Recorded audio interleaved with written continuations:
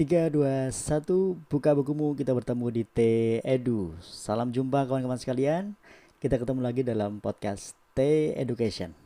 Kali ini kita akan berdiskusi tentang sistem dan penegakan hukum. Sebetulnya, apa kaitan antara sistem dan penegakan hukum? Apakah penegakan hukum merupakan sistem atau hukum sendiri merupakan sistem? Inilah pertanyaan dasar yang akan kita diskusikan di bagian awal diskusi kita hari ini. Sistem itu apa sih? Apakah manusia merupakan sistem? Atau pertanyaan kalau dibalik adalah apakah ada di dunia ini yang bukan merupakan bagian dari sistem? Nah, kita bahas pengertian terlebih dahulu tentang sistem. Sistem adalah keseluruhan komponen-komponen dan subkomponen-subkomponen yang saling berkaitan, saling berkesinambungan antara satu dengan yang lainnya untuk satu tujuan bersama. Dan mereka harus saling berkaitan. Artinya antara satu subkomponen, antara satu subsistem dengan subsistem yang lainnya, ini harus ketergantungan, harus saling berkaitan. Kalau satu subsistem saja tidak berfungsi, maka sistem tidak berjalan sebagaimana mestinya. Ini jam tangan yang saya pakai, jam tangan analog, ada jarum menit, ada jarum detiknya, ada jarum jamnya, menunjukkan jam maksudnya. Nah, ini ketika salah satu jarum tidak berfungsi, jarum detik misalnya, berhenti, maka otomatis menitnya juga tidak akan berjalan. Ketika menitnya tidak berjalan, maka otomatis jarum yang menunjukkan fungsi jam itu sendiri pun juga tidak akan berjalan. Dari satu item subsistem tidak bekerja, maka subsistem yang lain juga tidak bisa bekerja secara maksimal. Nah, inilah pendekatan sistem kawan-kawan sekalian. Tubuh kita, tubuh manusia, ini juga merupakan sistem, di mana di dalamnya terdapat subsistem-subsistem yang berbeda-beda. Contohnya, kita mulai makan sesuatu, masuk dulu mungkin sistem apa ini ya, sistem sebelum masuk ke pencernaan, kita masuk dulu, makan masuk melalui mulut, masuk ke tenggorokan, kemudian masuk melalui usus, diproses dalam pencernaan, akhirnya keluar bagian dari metabolisme tubuh. Ini pun suatu sistem. Artinya, secara sederhana, tidak ada satupun di dunia ini yang bukan merupakan bagian dari suatu sistem, termasuk di dalamnya adalah suatu hukum. Hukum juga merupakan bagian dari sistem, di mana dalam sistem tersebut terdapat subsistem-subsistem lainnya. Nah, ini adalah kajian pembahasan kita hari ini tentang sistem dan penegakan hukum, kawan-kawan sekalian. Ada satu mata pembelajaran tertentu dalam ilmu hukum yang disebut dengan sistem peradilan pidana. Orang akan bertanya-tanya kemudian ketika kawan-kawan sudah semester lanjut mengambil konsentrasi hukum pidana, pasti akan mengambil mata kuliah namanya Criminal Justice System atau sistem peradilan pidana. Ketika mendengar judulnya sistem peradilan pidana, jangan terpengaruh dulu dengan nama judulnya, sehingga kawan-kawan akan bertanya-tanya, lalu bedanya dengan hukum acara pidana apa mata pelajaran ini? Mata kuliah ini kira-kira bedanya apa antara hukum acara pidana dengan sistem peradilan pidana? Bahwa faktanya yang namanya ilmu sistem peradilan pidana ini adalah ilmu yang relatif baru, kawan-kawan sekalian. Artinya ini bukan ilmu yang dalam hukum pidana ilmu lama gitu ya. Ini ilmu baru yang berkembang di Amerika Serikat sebagai bagian dari adanya ketertarikan untuk mempelajari hukum sebagai bagian dari suatu sistem. Nah, sistem peradilan pidana pun ini sama sebetulnya. Jadi mempelajari secara spesifik bagaimana proses tentang penegakan hukum itu sendiri. Bahwa penegakan hukum itu juga merupakan bagian dari suatu sistem, yang artinya ketika salah satu subsistemnya tidak bekerja, maka mustahil penegakan hukum tersebut dapat tercapai atau dapat dilaksanakan.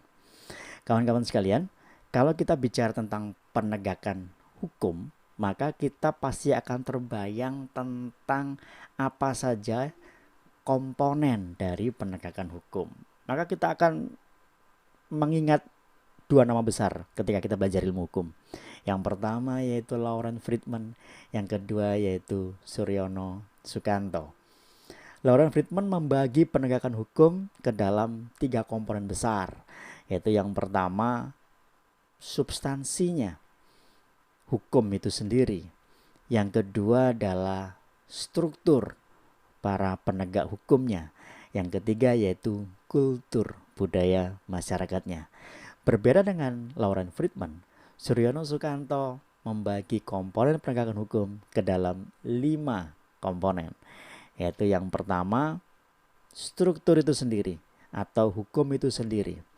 Yang kedua, struktur aparat penegak hukumnya. Yang ketiga, membagi ke dalam sarana prasarana dalam penegakan hukum. Kemudian yang keempat, ada kultur atau budaya. Dan yang kelima adalah masyarakat itu sendiri.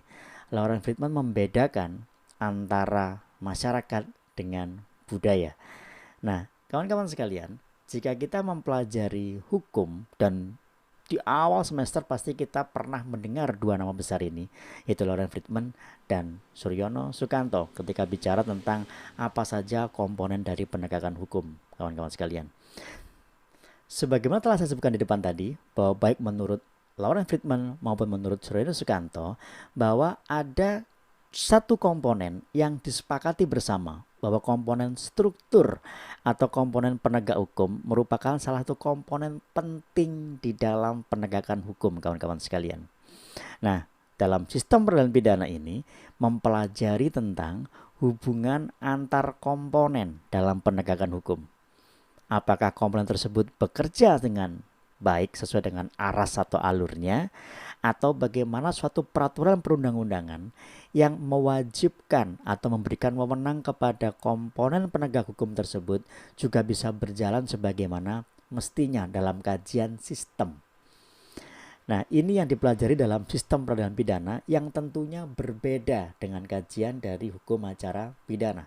Kalau hukum acara pidana kita belajar tentang bagaimana proses dalam penegakan hukum pidana, mulai dari penyidikan, penuntutan, pemeriksaan pidana, kemudian putusan, eksekusi.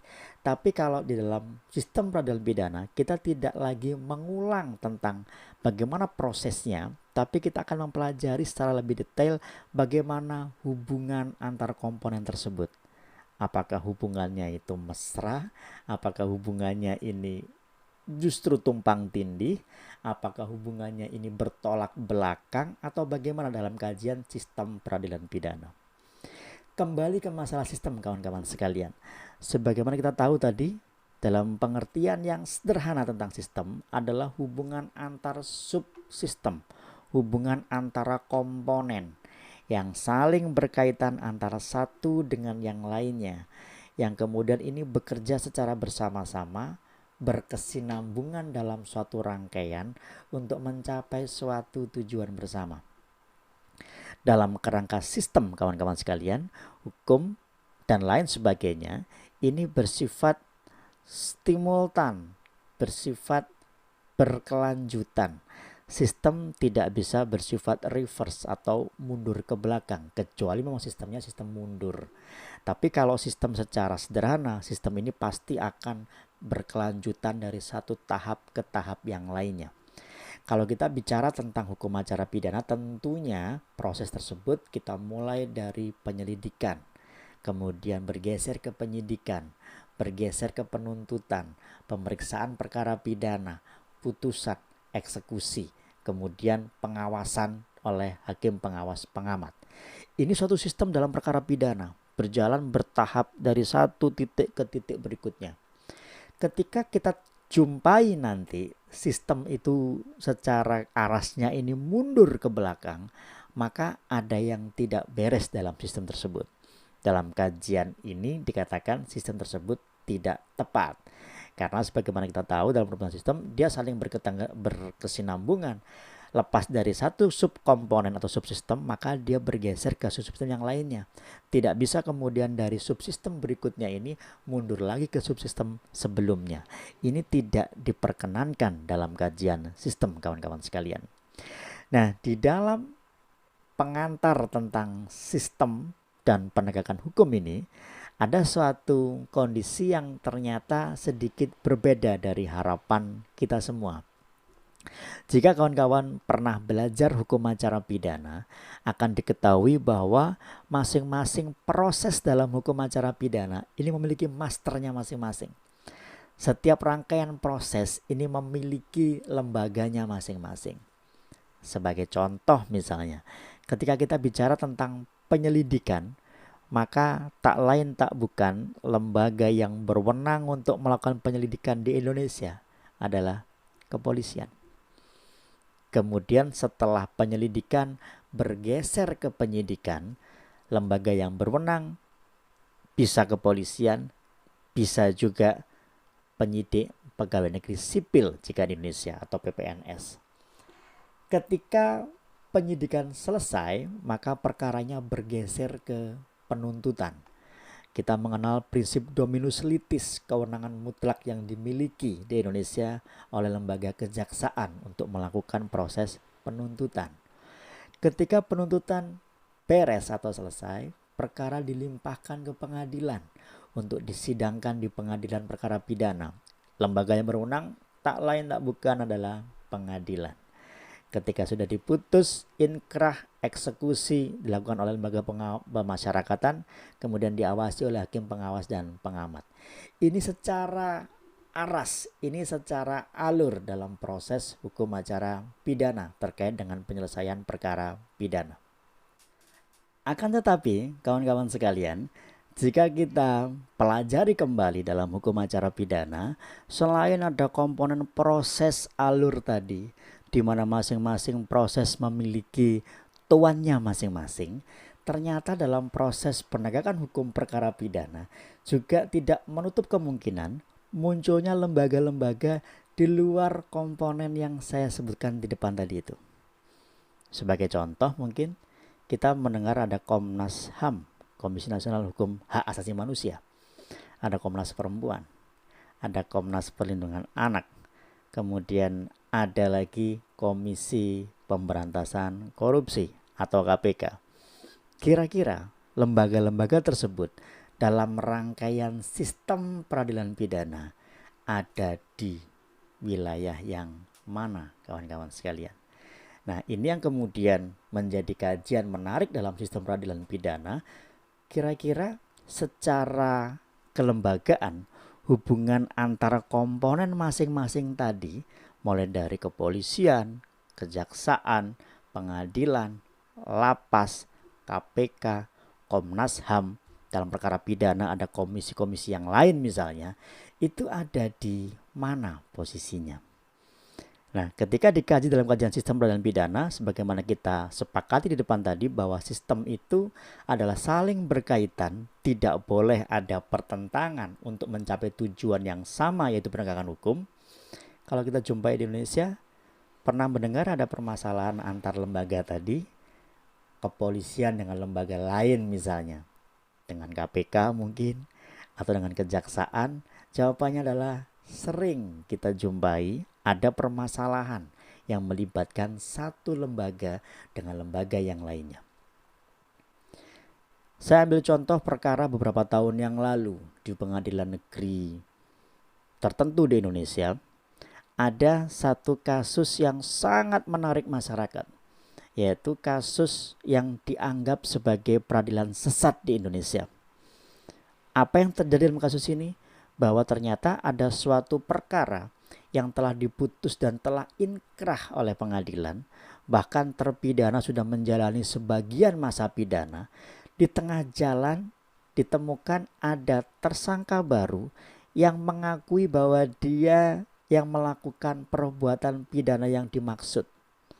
Sehingga terpidana yang saat ini sedang menjalani pidana sebetulnya adalah bukan terdakwa atau terpidana sesungguhnya, karena telah dibuktikan di pengadilan berikutnya bahwa terpidana kedua inilah yang melakukan perbuatan pidana yang dianggap dilakukan oleh terpidana di perkara sebelumnya.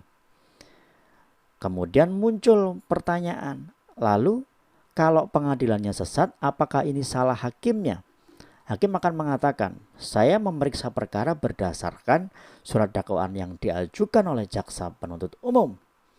Jaksa ketika ditanya, jaksa bagaimana? Kok bisa salah menuntut kepada terdakwa yang berbeda, jaksa akan mengatakan saya menerima limpahan perkara ini dari penyidik atau kepolisian. Penyidik ketika ditanya oleh kajian sistem ini, penyidik kok bisa keliru dalam memutuskan siapa tersangka dalam perkara ini. Penyidik akan mengatakan, sebelum perkara ini saya limpahkan ke kejaksaan, perkara saya sudah diverifikasi oleh jaksa dalam pra penuntutan. Saling melempar kesalahan. Sehingga dalam kajian sistem, bagaimana seharusnya ketika terjadi permasalahan seperti ini? Bagaimana hubungannya secara rangkaian proses ketika ada suatu peradilan yang dianggap peradilan sesat pada saat itu? Nah, inilah kawan-kawan sekalian yang kemudian setelah kita belajari tentang hukum acara pidana, karena ini bicara tentang sistem peradilan pidana ya, bicara tentang penegakan hukum perkara pidana, maka kita akan mengetahui sebetulnya celah-celah mana dalam perkara pidana tersebut yang berpotensi menimbulkan gangguan, yang berpotensi memunculkan adanya konflik antar komponen lembaga penegak hukum di Indonesia. Ini kita masih bicara tentang satu rangkaian komponen yang secara tegas dalam satu rumah, yaitu KUHAP. Kita sama sekali belum bicara dengan lembaga-lembaga lain di luar KUHAP yang juga memiliki kewenangan yang serupa dengan lembaga-lembaga yang saya sebutkan tadi. Sebagai contoh misalnya KPK. KPK punya kewenangan sama dengan kepolisian untuk melakukan penyidikan, tapi khusus dalam perkara korupsi. KPK juga sama memiliki kewenangan dengan kejaksaan untuk melakukan penuntutan dalam perkara korupsi. Lalu bedanya apa antara penyidik KPK dengan penyidik kepolisian ketika menangani korupsi? Oh, disebutkan dalam undang-undang tersebut dalam perkara-perkara tertentu di atas 1 miliar, perkara yang melibatkan pejabat publik atau perkara yang melibatkan perhatian masyarakat ramai, maka ini yurisdiksinya oleh KPK. Tapi ketika perkara itu tidak sebagaimana dimaksud dalam 3 kelompok tadi, maka itu kewenangan dari penyidik di kepolisian maupun di kejaksaan. Nah, ada tumpang tindih kewenangan dalam satu lapak yang sama, yaitu dalam perkara pidana. Secara keterkaitan hubungan antara komponen lembaga A dengan lembaga B, ini bagaimana kira-kira? Jika kita kembalikan ke faktor penegakan hukum menurut Suryono Sukanto maupun menurut Lauren Friedman, disebutkan tadi ada komponen struktur, di mana struktur tersebut adalah lembaga penegak hukum. Lembaga penegak hukum memegang peranan yang krusial dalam proses penegakan hukum. Tapi kita tidak bisa serta-merta mengatakan bahwa penegak hukum memegang peranan yang sangat penting dalam penegakan hukum. Kenapa demikian? Karena penegak hukum juga melaksanakan kewenangannya berdasarkan apa yang tercantum di dalam undang-undang. Artinya di sini adalah substansi atau hukum itu sendiri. Hukum yang disusun oleh masyarakat ini memberikan kewenangan kepada penegak hukum untuk melakukan perbuatan sebagaimana apa yang diatur undang-undang. Sehingga komponen penegak hukum tidak bisa disalahkan ketika dia hanya menjalankan perintah undang-undang. Maka ada 2 komponen yang sudah disinggung di sini, yaitu komponen struktur dan komponen substansi atau undang-undang itu sendiri. Tapi jangan lupa, undang-undang merupakan produk dari masyarakat, produk dari suatu culture atau kultur masyarakat yang diwakili oleh lembaga-lembaga legislatif untuk menyusun undang-undang. Sehingga ketika masyarakatnya membuat undang-undang, kemudian undang-undang ini kemudian memberikan kewenangan kepada penegak hukum, dan penegak hukum melaksanakan fungsinya, dan di tengah jalan ternyata penegak hukum ini bersinggungan dengan penegak hukum yang lain dalam melaksanakan fungsi yang sama atau bahkan tumpang tindih, sehingga komponen penegakan hukum ini menjadi lingkaran yang mungkin rumit, mungkin kusut, sehingga sulit untuk diuraikan mana sebetulnya komponen yang paling krusial dalam penegakan hukum. Saya tadi mengatakan menurut Lauren Friedman maupun menurut Suryono Sukanto ada 3 dan ada 5 komponen penegakan hukum. Tapi saya tidak mengurutkan komponen nomor 1 itu yang mana, 2 yang mana, 3 yang mana. Sehingga pertanyaan sebagai bahan pemantik diskusi kita hari ini kawan-kawan sekalian, sebetulnya Jika ada permasalahan hukum sebagaimana saya ceritakan singkat di depan tadi, komponen mana yang akan diperbaiki terlebih dahulu? Apakah komponen substansi, apakah komponen struktur, atau komponen kultur? Jika kita bicara tentang komponen penegak hukum menurut Suryono Sukanto, apakah masyarakatnya atau budayanya, ataukah komponen peraturan perundang-undangannya, komponen penegak hukumnya, atau komponen siapanya terlebih dahulu yang harus diperbaiki, kawan-kawan sekalian? Itu pertanyaan pertama. Pertanyaan kedua adalah terkait lembaga-lembaga yang saya sebutkan tadi, KPK misalnya, yang punya kewenangan sama dengan kepolisian, punya kewenangan sama dengan kejaksaan. Dalam kerangka sistem peradilan pidana, dia ada di mana lembaga-lembaga tersebut? Apakah mereka masuk dalam kerangka sistem atau tidak masuk dalam kerangka sistem? Kita pernah mendengar bahwa yang namanya KPK, Komisi Pemberantasan Korupsi di Indonesia, itu merupakan lembaga paling integratif yang ada di Asia Tenggara pada saat itu. Dikatakan bahwa lembaga ini merupakan lembaga satu atap yang sangat integratif. Kenapa demikian? Karena dalam lembaga KPK ini dia punya fungsi penyelidikan, dia punya fungsi penyidikan, bahkan dia punya fungsi penuntutan. Jika kita mengacu pada negara lain misalnya, Inggris misalnya, di Inggris itu dalam kajian sistem peradilan pidananya boleh dikatakan jauh lebih rumit daripada di Indonesia. Kalau tadi saya sebutkan bahwa kita memiliki rangkaian proses yang smooth, proses yang sangat tertata dengan baik, tahapan-tahapannya, walaupun mungkin dalam pelaksanaannya tidak semulus yang di dalam teorinya. Tapi di Inggris bahkan dalam tataran konsep atau teori saja mereka sudah ribet. Amerika juga sama. Kenapa demikian? Karena mereka memiliki negara-negara bagian. Inggris dengan sistem kerajaan dan sistem negaranya yang monarki seperti itu juga memiliki kesulitan. Kesulitannya tidak dalam artian distrik atau wilayahnya, tapi dalam kajian sistemnya. Amerika pun sama. Mana perkara yang masuk wilayah negara bagian, mana yang masuk negara federal. Kalau di Inggris, mana perkara yang dapat masuk disidang di pengadilan distrik, mana perkara yang disidang di pengadilan lebih tinggi lainnya, itu pun lebih ribet. Indonesia tidak seribet mereka. Indonesia menggunakan sistem seperti Belanda, sistem distrik, bahwa mereka berjenjang dari pengadilan tingkat pertama, tingkat banding, sampai tingkat kasasi. Nah, di Inggris kawan-kawan sekalian, dalam perkara penuntutan, perkara pidana, prosesnya panjang. Prosesnya tidak dapat digambarkan dengan segamblang di Indonesia. Tapi faktanya di Inggris apa yang terjadi? Inggris baru punya kejaksaan tahun 81. Sebelumnya kepolisian di Inggris menyewa seorang pengacara, baik solicitor maupun barrister, sebagai seorang penuntut umum di Inggris.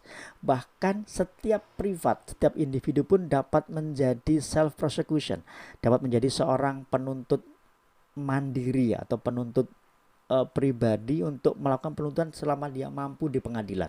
Indonesia tidak mungkin. Dalam podcast saya sebelumnya telah saya simpulkan bahwa Indonesia korban diwakili oleh negara dalam perkara pidana, sehingga kita nggak perlu capek-capek untuk memikirkan perkara itu karena sudah diambil alih oleh kejaksaan maupun oleh kepolisian dalam perkara pidana. Tapi permasalahan kedua yang saya sampaikan di sini adalah dalam perkara tertentu di Indonesia ada lebih dari satu lembaga di Indonesia yang memiliki kewenangan yang sama. Nah, dalam kajian sistem, apakah ini diperkenankan ketika ada tumpang tindih seperti ini, kawan-kawan sekalian? Baik, itu dulu. Tetap sehat selalu. Nanti kita bertemu di T Edu. Salam sehat. Saya T Effendi. Sampai jumpa.